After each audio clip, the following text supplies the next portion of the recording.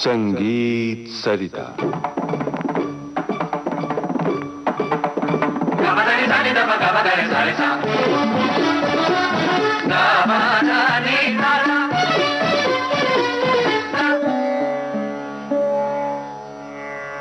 संगीत सरिता कार्यक्रम में इन दिनों आप सुन रहे हैं श्रृंखला मेरी संगीत यात्रा।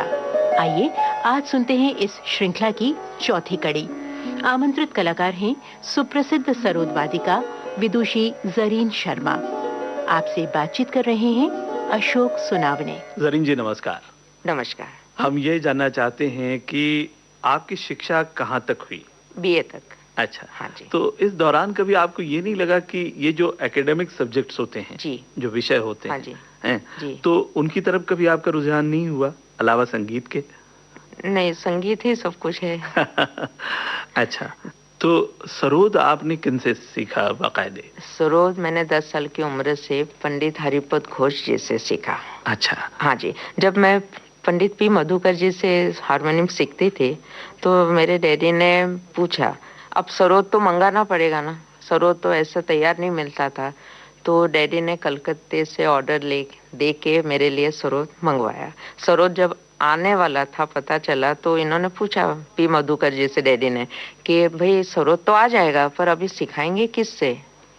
तो उन्होंने कहा मेरे एक मित्र हैं दादर में रहते हैं, उन्होंने डैडी को एड्रेस दिया, अच्छा सिखाते हैं, वो आकाशवाणी में बजा स्टाफ में थे जी। तो हाँ, तो आप उनको जाके मिलिए, मेरे ख्याल से वो सिखाएंगे। तो डैडी जाके मिल के आए। तो जब वो घर पे बैनर में आए तो मुझे आवाज दी आओ। तो मैं अंदर से जब आई तो गुरुजी मुझे देखे, तो देख के उनको ऐसा लगा अरे बाप रे ये सरोद बजाएगी।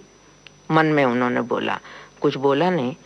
तो क्योंकि मैं जरा बचपन में बहुत ज्यादा मोटी थी। हाँ, अच्छा। उम्र से कुछ ज्यादा ही मोटी लगती थी। 10 साल की थी तो 13-14 साल की लगती थी।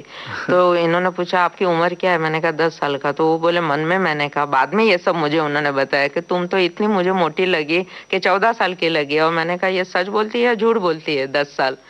तो बोले ठीक है। तो बोले सरोद सीखोगी? मैंने कहा जी हाँ सीखूंगी। तो फिर बक्से में से सरोद निकाला, देखा उन्होंने। तो बोले अभी ऐसा पोजीशन लेना है, ऐसे बैठना है, सरोद को ऐसे पकड़ना है, ये राइट हैंड ऐसा रखना, लेफ्ट हैंड ऐसा रखना, प्रेक्टम को ऐसा पकड़ना, सब सिखाया। जैसे जैसे वो बोलते गए मैं झट झट सब पोजीशन लेके सीखती गई। तो बोले उन्होंने फिर सरोद लेके मुझे बताया सारे गम पद नि सा ऐसा बजाने का। तो मैंने कोशिश की, 1-2 बार गलती हुई, फिर दोबारा बताया। तो बोले आज इतना ही बस हो गया, अब मैं आऊंगा 4 दिन के बाद, तब तक रियाज करके रखो, समझी? मैंने कहा ठीक है। तो वो 4 दिन में मैं तो बस शाम को सरोद लेके बैठने का वो अच्छा सा, क्योंकि आगे मुझे सिखाएंगे नहीं, अगर ये मैंने सुर में नहीं बजाया तो चौथे दिन भी मुझे वही चीज बोलेंगे कंटिन्यू करो, रियाज करो, अभी तक सही नहीं हुआ। तो मैंने जब वो आए तो उनको सुनाया तो उनको लगा कि नहीं थोड़ा मेरा जजमेंट रॉन्ग गया है, ये लड़की कुछ करेगी ऐसा लगता है। फिर उन्होंने और कुछ आगे सिखाया, वो भी सीख लिया। ऐसे 1-1.5 महीना जाने के बाद तो उनको सीरियसली लगा कि नहीं ये लड़की वाकई में उसको बहुत ज्यादा इंटरेस्ट है, सीखेगी, अब इसको भी बहुत सीरियसली सिखाना चाहिए। तो एक दिन तालीम खत्म होने के बाद चाय वगैरह पीने के बाद मुझे बोला तुम एक बात मुझे बताओ, ये सरोद सीखने से पहले तुम क्या करती थी? मैंने कहा मैं पहले हारमोनियम सीखा, मैंने गाना सीखा। तो तुम गाना गाती हो? मैंने कहा जी हाँ गाती हूँ। तो बोले तुम्हारे पास कोई गाने की? तो मैंने सुर सिंगार संसद में गाया था, वोकल का भी प्रोग्राम दिया था। अच्छा। तो मेरे पास वो टेप थी। तो जैसे छोटे बच्चों को हमेशा एक तरह का उत्सुक होता है कि भाई मैंने कुछ किया ये मैं सबको बताऊं। तो मैंने कहा सुना वो प्रोग्राम की टेप है मेरे पास। हाँ सुना। तो बोले अच्छा। तो वो बोले अच्छा टेप लगाओ। तो भटियार मैंने गाया था तो टेप चलाई मैंने। 20 मिनट का प्रोग्राम था, 20-25 मिनट गाया था मैंने। तो 25 मिनट टेप सुन ली उन्होंने। सुनने के बाद जब टेप खत्म हुई तो मुझे क्या एक उम्मीद थी कि वो कहेंगे वाह बहुत अच्छा, अच्छा था, अच्छा लगा, ये सुनने की मेरी उम्मीद थी जी। एकदम सन्नाटा छा गया कमरे में, कुछ नहीं बोले वो, चुप। मैं उनको देखती रही, मैं घबरा गई कोई गलती हुई क्या मेरे से। और वो ऐसा नजर नीचे करके कुछ बोले नहीं, अच्छा नहीं, बुरा नहीं, हंसना नहीं, चिल्लाना नहीं, डांटना नहीं, कुछ नहीं। थोड़ी देर बाद मेरे से रहा नहीं गया, मैंने कहा अच्छा नहीं लगा आपको? नहीं, तुमने बहुत अक्लमंदी का काम किया जो सरोद सीखना शुरू किया। बोले तुम्हारा गाना इतना भयानक है कि तुम अगर ऑर्गेनाइजर को खुद होके पैसा देती कि ये मेरी तरफ से डोनेशन लीजिए, पर मुझे आप मौका दीजिए कार्यक्रम में शामिल होने का, गाने का, कॉन्फ्रेंस में, तो भी तुमको कोई ऑर्गेनाइजर नहीं गाने के लिए बुलाता। इतनी बुरी तुम्हारी आवाज है। तो बोले ये तुम अच्छा ही किया, तुमने ये प्रोफेशनल वोकलिस्ट होने का दिमाग में नहीं लाया। वो तो बोले मजाक से बोले, पर वो बोले नहीं ठीक है, मैं तो मजाक करता हूँ। वाह भाई। पर आपने सरोद की कौन सी शैली अपनाई है, ये कुछ? ऐसा था कि जब मैंने सरोद सीखना शुरू किया तो उन दिनों में HMV के लॉन्ग प्लेइंग रिकॉर्ड आने शुरू हो गए थे जी। तो उस्ताद अली अकबर खान साहब की पहली वो रिकॉर्ड उनके मार्केट में पहले LP आए थे। एक साइड पीलू मिश्रा पीलू और सेकंड साइड सिंधु बेरवी। तो डैडी उठा के लेके आए रिदम हाउस से, और पंडित रविशंकर जी का भी, और पंडित रविशंकर जी अली अकबर खान साहब की डुएट, ऐसी चीज जो भी मार्केट में इनकी रिकॉर्ड्स आवे डैडी उठा के ले आए। और हमारा नियम था कि जब रात को खाना खाने के बाद वो 4 स्पीड चेंजर पे सब LP लगाने का, वो तो 6-7 LP आप लगाओ तो एक एक के बाद एक एक चलती है, तो इतनी ज्यादा तो नहीं रात भर में सुन सकते थे, पर खाना खाने के बाद हर दिन 2-3 LP सुनने की। अच्छा। हाँ, ये नियम था। डैडी भी बैठते थे। रोज जब मैं सुनती थी तो मुझे कभी कभी ऐसा लगता था कि पंडित जी के बजाने में कुछ चीजें ज्यादा आती है। मुझे ऐसा लगता था खुद को, पर मैं बोलती थी अब मैं पूछूं तो किसको, गुरु को पूछूं तो शायद उनको अच्छा नहीं लगेगा। ये सवाल हमेशा मेरे मन में ही रहता था। तो बाद में 3-4 साल और सरोद बजाते हो गए, 14 साल की मेरी उम्र हो गई, थोड़ी और समझ आने लगी, उम्र भी बढ़ गई, थोड़ी सी समझ आने लगी, तब तक मैं प्रोग्राम तो देना शुरू किया था मैंने। तो मुझे ऐसा लगता था कि नहीं, ये सब चीजें क्यों नहीं सरोद में बसती है जो पंडित जी बजाते हैं। जी। पंडित जी के सितार में जितनी बातें हैं, क्या वो सब चीज सरोद में नहीं आ सकती, ऐसा मुझे खुद को लगता था। उस दौरान क्या हो गया, 14 साल की, जब मेरी 13 साल की उम्र थी, तो एक दिन पंडित लक्ष्मण प्रसाद जी गाना गाते और वो चीज मैं सरोद पे बजाने का, जब मैं सरोद बजाना सीखना शुरू किया तो वो बोलते थे अब तुम गाना भी सीखो और बीच बीच में जब मैं गाता हूँ वो चीज सरोद में निकालने की कोशिश करो, तो ऑटोमेटिक गायकी अंग तुम्हारे में थोड़ा थोड़ा आएगा। तो एक दिन ऐसे ही गाते गाते एक चीज उन्होंने गुनगुनाई, थोड़ी देर गा के वो चुप हो गए। मैंने कहा गुरुजी अभी जो आपने गाया बहुत अच्छा लगा, ये क्या है? तो वो हंस के बोले इसको टप्पा बोलते हैं। मैंने कहा पहली बार नाम सुना। मैंने कहा ये क्या होता है? बोले ये बहुत मुश्किल चीज है, गाने वालों को मुश्किल होती है। तो मैंने कहा फिर मुझे भी सिखाइए। तो हंसे के गाने वालों को मुश्किल होता है तो सरोद में बजाने का सवाल नहीं पैदा होता है। नहीं पैदा होता है ऐसा क्यों बोला उन्होंने? मैं थोड़ी जिद्दी थी, मेरा जरा स्वभाव जिद्दी है। क्यों ऐसा बोला कि नहीं हो सकता? मैंने गुरुजी से कहा समझे गुरुजी मैं बहुत रियाज करूं तो भी नहीं बजाऊंगी। नहीं, तो भी नहीं बजेगा, कभी नहीं बजेगा, कभी नहीं बजेगा।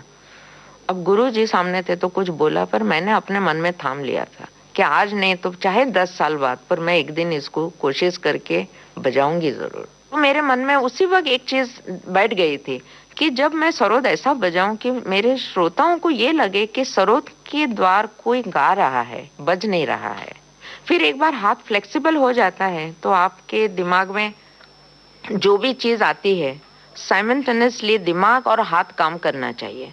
कई बार क्या होता है दिमाग में आपका कॉम्बिनेशन आया है पर आपके हाथ फ्लेक्सिबल नहीं होने की वजह से वो चीज आप रिप्रोड्यूस नहीं कर सकते तो मार खा जाते हैं।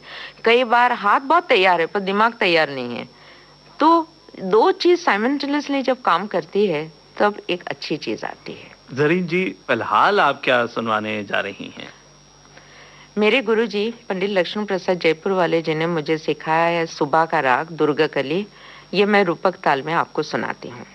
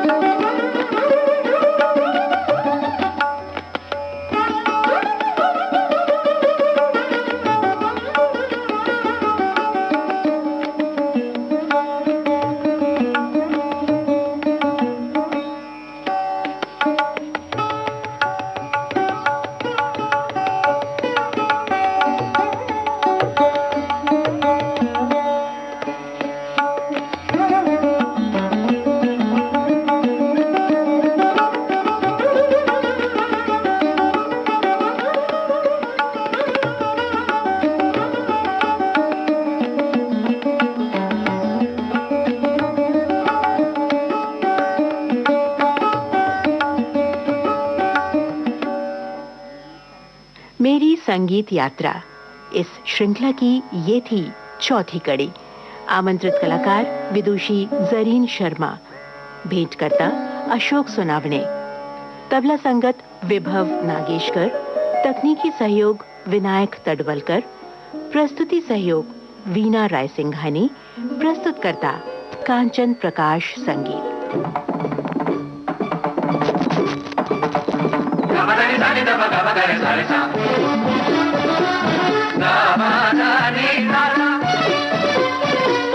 Gabadani sani da ba gabadani sani sa